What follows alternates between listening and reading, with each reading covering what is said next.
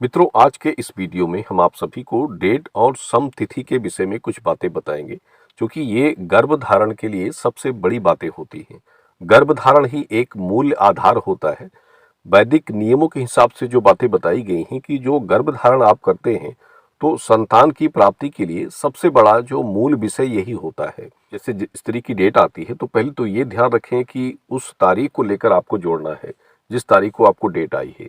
किसी भी तारीख को, जैसे आप एक दिन जोड़ लें, किसी महीने में एक तारीख को आपकी डेट आ गई है, तो आपको उसी एक तारीख को लेकर आगे के दिनों को जोड़ना है। अब उस हिसाब से आप जोड़ करते हैं, तो आपका छठवां दिन आपका 6 तारीख को बनेगा, यानी 6 तारीख ही आपका छठवां दिन होगा।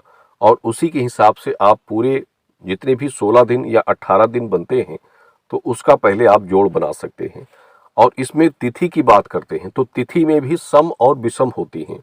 जैसे चतुर्थी, द्वादशी, अष्टमी, ये तिथियां सम की मानी जाती हैं, यानी जिस सम डे में, जैसे आपका 8वां दिन किसी तारीख को पड़ रहा है, जैसे डेट के हिसाब से 8वां दिन आपके गर्भधारण का बन रहा है, और उसी 8वें दिन में तिथि चतुर्दशी या फिर अष्टमी हो या दसवीं हो, तो ये सम हो गई, यानी तिथि भी आपका सम हो गया और डेट भी आपका सम हो गया। अब डेट में अगर जैसे सप्तमी हो गई, नौवीं हो गई, आपके 8वें या 10वें दिन की प्रक्रिया में तिथि सम नहीं बन रही है, तो वो विषम तिथि तिथि के हिसाब से मानी जाती है, लेकिन डेट आपका सम रहता है। और अंग्रेजी में अगर आप लेकर चलते हैं अंग्रेजी नियमों के हिसाब से, तो डेट ही सबसे मुख्य होता है तिथि के हिसाब से। लेकिन एक संयोग होता है कि डेट और तिथि दोनों सम बन जाती है।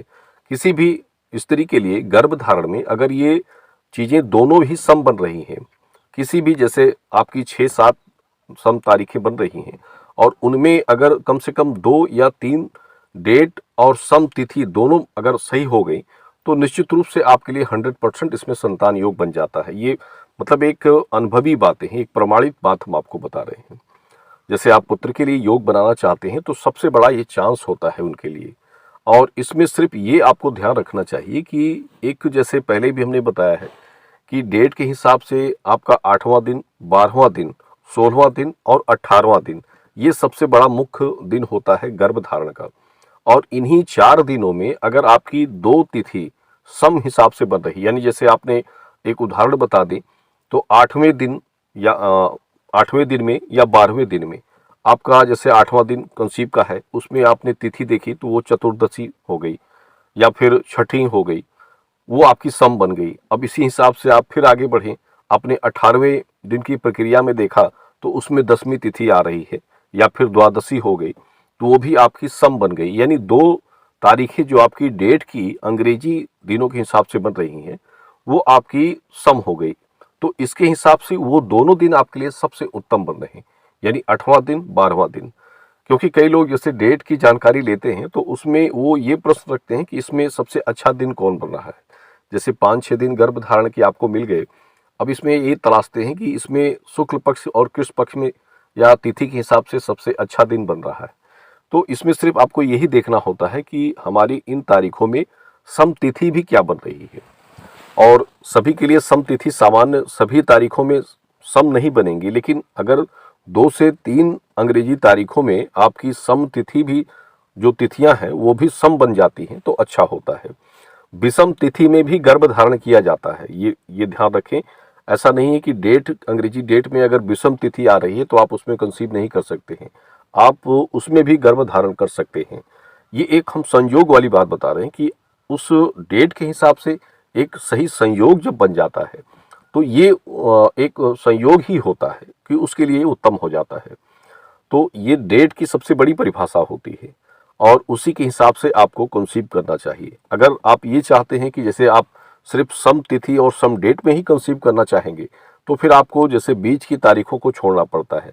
जैसे आपने अपने अकाउंट के, अपने डेट के हिसाब से 6-8 या फिर जितनी तारीखें आपको मिल रही हैं, अब उसमें पहले आप ये देख लीजिए कि किन दिनों में हमें सम तिथि और सम डेट मिल रही है।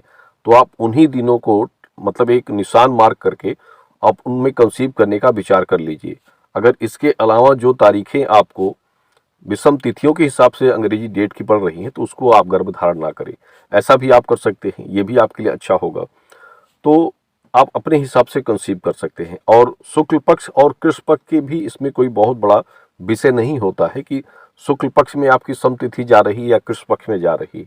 आपके कंसीव का 18वां दिन या फिर 8वां दिन या 12वां दिन किस पक्ष में जा रहा है, ये भी सबसे बड़ा विषय नहीं होता है। हालांकि 1-2 दिन आपको शुक्ल पक्ष का मिल जाता है तो ये अच्छा होता है। और वो शुक्ल पक्ष सम तिथि के हिसाब से मिल रहा है या विषम तिथि के हिसाब से मिल रहा है, ये भी जरूरी नहीं है, क्योंकि ये भी बहुत बड़ा विषय नहीं होता है। सिर्फ शुक्ल पक्ष मिल जाए ये सबसे बड़ा विषय होता है कि जो आपको मतलब जो एक चांद वाली रात होती है वो सबसे बड़ी बात होती है पुत्र संतान की प्राप्ति के लिए। तो ये सबसे बड़ी जानकारी एक गर्भ धारण के विषय के लिए होती है और इसको सिर्फ समझने की बात होती है।